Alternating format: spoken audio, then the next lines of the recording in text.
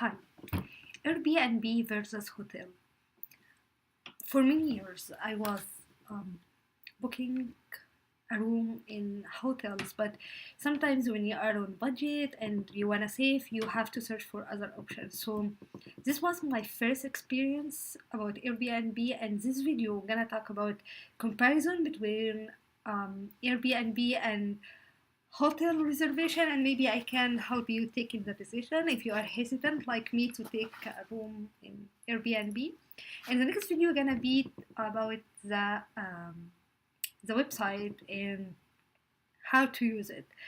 First thing, comparison between Airbnb and hotel room, of course, is a price. For me, I booked a basement, a complete basement. It was spacious, it was large. Actually, it's very suitable for a family. But I love privacy. That's why I choose a basement, and it was only $30 per night, and I spent 8 nights. So total with service and everything was about $300. On the other side, when I tried to reserve a room in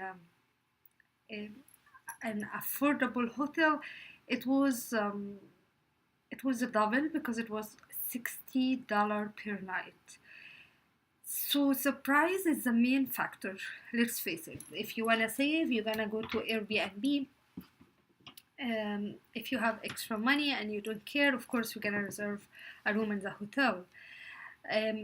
But if you are a family of 2 or more, it's gonna be much cheaper to stay in, maybe not basement, even because I found rooms for only $12 per night. So the first factor, of course, is the price. And talking about the cost or the price, we need to talk about something. Like, when I tried to book a room in Airbnb, I told myself first, okay, there are $300 difference between Airbnb and hotel, but on the other side, the hotel, you're gonna have breakfast and you're gonna have a shuttle to the airport, to and from the airport. So does it really worth it? Okay, let's be honest. Food is affordable in the United States, so I didn't think that like buying food for 1 week is like a big deal. If you are traveling and you are sure you have stores next to you and you can go and buy food, it's fine. But you are traveling and you can find a store around you, so it's gonna be an issue.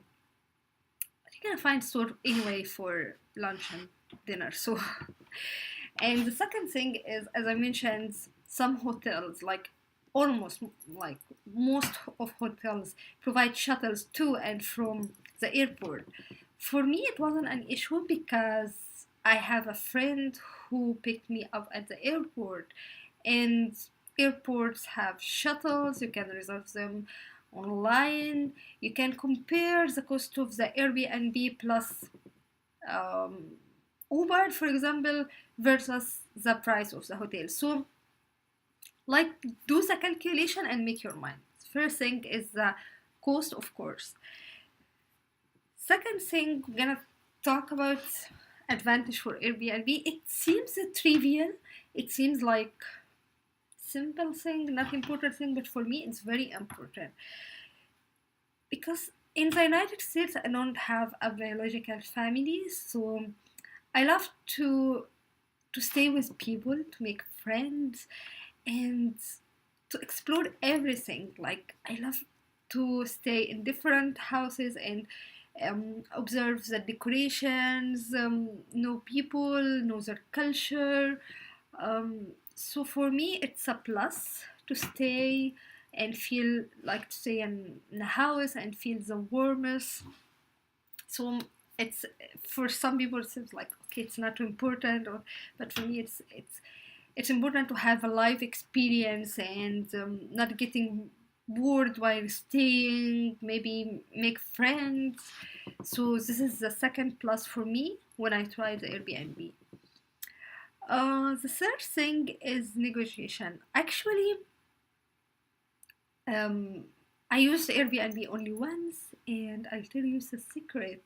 I negotiated the price because when I planned first to book a room, but when I found the basement, I said, "Oh my God, I love privacy, so I wanna book the basement." But it was a little expensive. I liked everything about the place. I liked the location, the reviews of people, everything, but I couldn't afford it. And I talked with the owner, and we could negotiate a little bit. Um, Negotiation is an option sometimes, not every time on Airbnb, but it's gonna be more when you have good reviews. When you have good reviews, it's gonna be easier to negotiate the price. So this is the plus. What are, I don't wanna tell like they are disadvantage of Airbnb, but it's just things you have to think about before choosing your room. Uh, for example, Airbnb does not tell you the exact address before confirmation of the payment. And sometimes you need to know the exact address, you need to know the surrounding, if there is like near metro station and stuff like this. But there is always a way to cheat. So you can go to the map, because in Airbnb it just gives you map and it tells you the address is around this area. You go to the map and pick up any restaurant and search for the address of this restaurant or maybe a store, and you're gonna have idea where exactly um, the location of the room or the house or something like this. So the address, it will not be a problem. Second thing to think about before confirming your reservation on Airbnb is to ask about many things. On the website there are like lists of the amenities, um, like supplies in the room or in the house, but still owners sometimes like forget to mention some stuff. Like for example, the basement I live right now, like where I am recording, doesn't have a kitchen. I know there is a problem like installing kitchen in the basement, but I was renting a basement and they put a staff with two, like just two eyes. So here there's no kitchen. So make sure if you wanna stay for a long time and you are willing to cook, you have to find a way.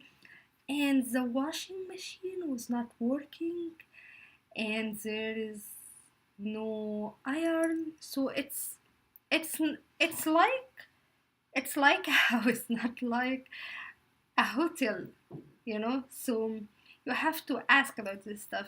You have to make sure they have Wi-Fi, and if you need a printer, can they like people in the house allow you to use the printer once or twice if you need them urgently and stuff like this. So ask about this stuff before confirmation, because you're gonna stay for a while, and especially if you're going for work, you have to make sure this stuff are available. So washing machine, kitchen, Wi-Fi, and other thing you need to ask before confirmation of the room, because this thing will not appear unless you confirm, is check in and check out time, because it's unlike the hotel. You can check in anytime. You are probably renting from someone who is working, so you're gonna be stuck with his working hours. For me, I came and no one was at home and I had to wait. It was fun for me because I had a friend and we went to the mall after the airport, so it's fine. I went to the mall for like 1 hour or something. It's not a big deal, but for some people, it's a big deal to come and wait. So you have to confirm this before making any payment, because there are some information will not be appear unless you make payment, like the address, check in and check out hours. That is my insight about using Airbnb for the first time. Overall, I like the experience. I like that I saved. I like that I knew people, new culture. So saving is good. Like, who doesn't want to save? So I'm happy with the experience. I like the home. It's spacious. So I'm fine. I think I'm gonna try Airbnb as much as it's like possible. If it's your first time to see me, I'm Hiba and I'm doing videos about staying, living, studying in the United States. And I'm gonna put a link for Airbnb, and if you use it for the first time, you're gonna get a discount, and me too, gonna get credit or something for Airbnb. I don't know yet, but it's a good thing for both of us. And if you are interested in staying in the United States, everything about renting, using phones, whatever, I don't remember the other stuff. Try to have a look on this list on my YouTube channel.